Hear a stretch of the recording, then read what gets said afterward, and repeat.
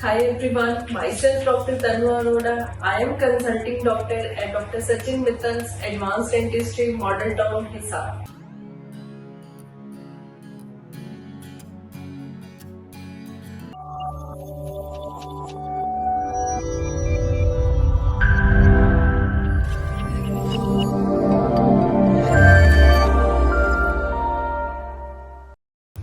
Today's topic for discussion is facial swelling.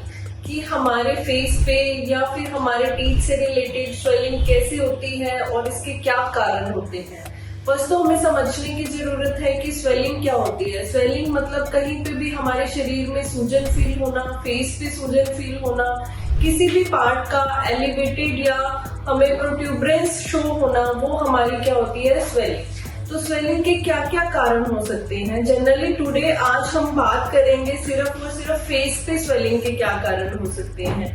Face पे swelling के कई कारण हो सकते हैं। यह एक टूथ से रिलेटेड या हार्ट टिश्यू रिलेटेड भी हो सकती है या ये सॉफ्ट टिश्यू रिलेटेड भी हो सकती है।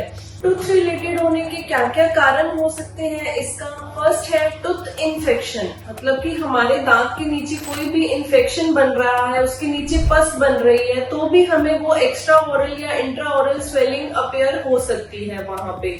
सेकेंडली, कोई भी क्रैक या फ्रैक्चर टूथ है, मतलब हम कहीं गिर गए हैं, हमें चोट लग गई है, उसके बाद हमें स्वेलिंग आ रही है, तो उसका कारण है कोई भी क्रैक या fracture tooth. Third, wisdom tooth. Generally क्या होता है कि जब कोई अक्ल जान हमारे मुंह में आ रही होती है तो उस टाइम पे भी स्वेलिंग का होना एक कॉमन कारण है, तो उस टाइम पे भी स्वेलिंग हो सकती है। या फिर हमने विजडम टूथ रिमूवल कराया है, हमने अभी 1 या 2 दिन पहले अक्ल जान निकलवाई है, 2 दिन तो हमें नॉर्मल रहा, लेकिन थर्ड डे से हम क्या फील कर रहे हैं कि हमें स्वेलिंग आ रही है, तो ये भी एक मेन कारण हो सकता है। लास्ट कारण हमारा क्या रहता है कि सिस्ट या ट्यूमर। सिस्ट होता है मतलब कि हमारे मुंह में सॉफ्ट टिश्यू के कारण कोई भी गांठ बन गई है, कोई भी रसोली टाइप बन गई है, वो जाड़ के नीचे भी हो सकती है और वो इंट्राओरल हमारे मुंह के अंदर भी हो सकती है।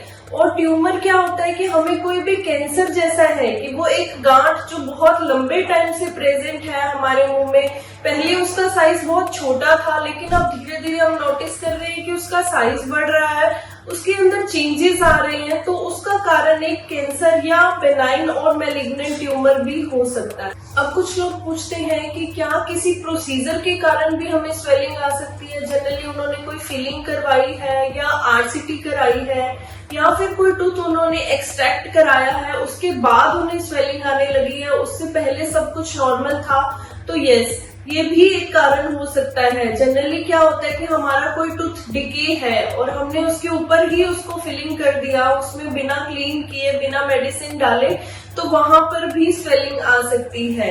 सेकेंडली, हम आरसीटी कराते हैं जब बहुत ज्यादा नीचे इन्फेक्शन है या पस है और हमने आरसीटी स्टार्ट की है, तो उसके बाद भी एक कुछ टाइम के लिए टेम्परेरी स्वेलिंग आ सकती है, जो कि मेडिसिन और ट्रीटमेंट के साथ साथ ही ठीक हो जाएगी। और थर्ड क्या है कि जब हम विजडम टूथ, जैसे मैंने अभी आपको बताया कि कोई भी हम अपनी जाड़ निकलवाते हैं, तो उसके बाद भी स्वेलिंग का आना एक कॉमन कारण है, लेकिन वो क्या होती है, वो एक टेम्परेरी स्वेलिंग है जो कि 3 to 5 डेज 7 डेज के अंदर with the help of medicine वो ठीक हो जाती है।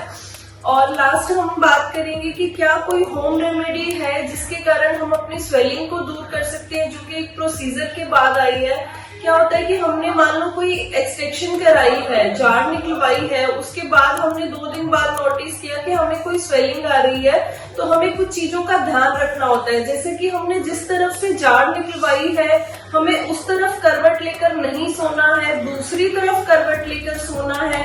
सेकेंडली, अगर हमें उसी जगह पर स्वेलिंग आ रही है जहां से हमने जाड़ निकलवाई है, तो वहां पर हमने आइस पैक रखना है। आइस पैक को हमने कैसे रखना है, आइस पैक को हमने 10 मिनट्स के लिए वहां पर लगाकर रखना है और फिर 10 मिनट्स का गैप देना है, देन फिर से 10 मिनट्स के लिए रखना है। ऐसे करना है हमें 3 to 4 टाइम्स, जिससे कि क्या होगा कि हमारी स्वेलिंग धीरे धीरे कम होने लग जाएगी और साथ में हमें मेडिसिन लेनी है।